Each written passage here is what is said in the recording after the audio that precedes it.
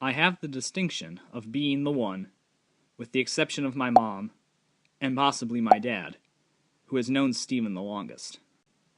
23 years, 6 months, and 21 days. And counting. And there are a lot of memories in those 23 years. My parents marvel sometimes about the details from my early childhood that I can recall. For instance, I remember, or believe I remember, visiting Stephen in the hospital when he was born. We were at Lake East Hospital in Painesville, and I remember standing with my dad in the hallway, looking through a window into the nursery where they kept all the newborns in those plastic crates. Now, I was only a little more than 26 months old, so I wasn't tall enough to actually see through the window. But I remember there was a baseboard made of tile that ran along the bottom of the wall, and it stuck out an inch or two, just enough for me to step up on and see over the window frame. There were only a half dozen babies in the nursery. All but one were in blue, the other in pink, and I asked my dad which one was my brother. "You see that one in the blue, right next to the one in the pink?" said my dad. "That's your brother." Stephen's always been a tough kid, even when he was born. Few of you know this, but a few days after he was born, doctors discovered he had a tumor. He spent several weeks at Rainbow Babies and Children's Hospital, where doctors thought he might pass it any day. But Stephen kept on fighting, and just a few hours before going into surgery to attempt to remove the tumor, doctors discovered it had mysteriously vanished. And he never lost that toughness. He could always look out for himself. I can't recall a time where I ever had to stand up for him or defend him from somebody. Not that he would ask me to if he did. In fact, we have a story in my family when he stood up to me as an infant. He and I were sitting in our stools at the breakfast bar at our old house. I at one end, he at the other. And for some reason, I felt he had done something that had deserved getting hit. So I declared, "Stephen, I'm gonna hit you!" I hopped off my stool, ran over to him. I'm looking up at him, he's looking down at me, this pudgy baby with fingers in his mouth, giving me this dumb look, and in one quick movement, pops me right in the face. I immediately start crying, "Dad, Stephen hit me!" To which my dad just laughs and says, "You're the one who threatened him. He was just defending himself." But that toughness didn't just apply to threats of bodily harm. As one of the youngest of a neighborhood of boys, Steve had to be tougher just to be able to run with us older kids. When the neighborhood boys and I were 5 and learning to ride two-wheel bikes, he couldn't be left behind riding a bike with training wheels. So there he was at 3 years old, removing his training wheels himself, and learning to ride without them in the yard. As kids, and continuing into our teenage years, it seemed like we fought a lot. We had some similar interests, such as Power Rangers and Pokemon when we were young, and as teens, we still had similar tastes in video games and movies.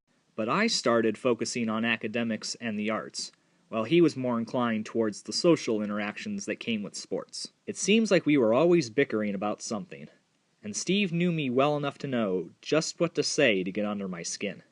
I'm happy to say that's over now. Things got a lot better in college, and I attribute our fighting to simply being two teenagers who were virtually together all the time for over 16 years, and the medicine was our maturation from teenagers to young men. And our separation for 5 months at a time while I was at school in Georgia helped. Our interests have since realigned.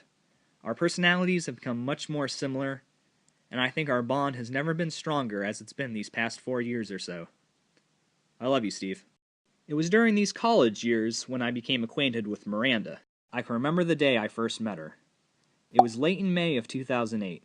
I was working at Walt Disney World as a lifeguard.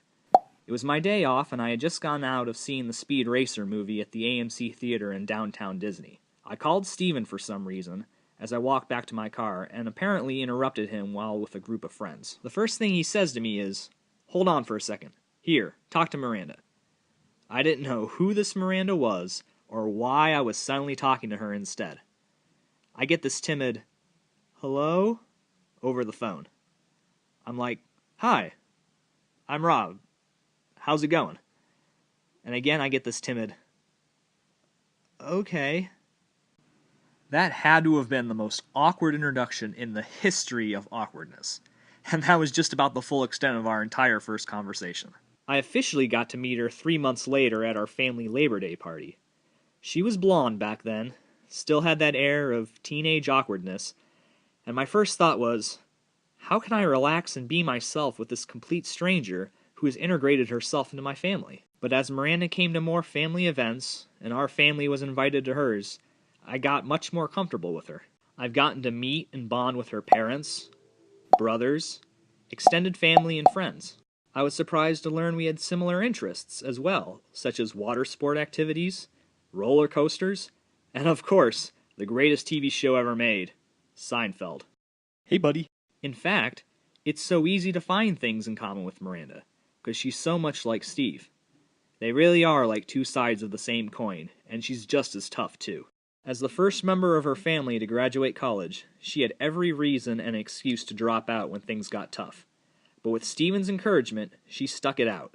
And although it might have taken a little bit longer, you walked across that stage last month with a diploma in your hand. Congratulations, and I'm so proud of you for sticking with it. Over the last 6 years, I've come to love Miranda like the baby sister I never had. And I'm glad to see that Steven has found someone that makes him happy, makes him a better man, and is a strong, capable woman that I can pass the torch to in taking care of my brother. He's your problem now. I'm kidding. Congratulations, guys.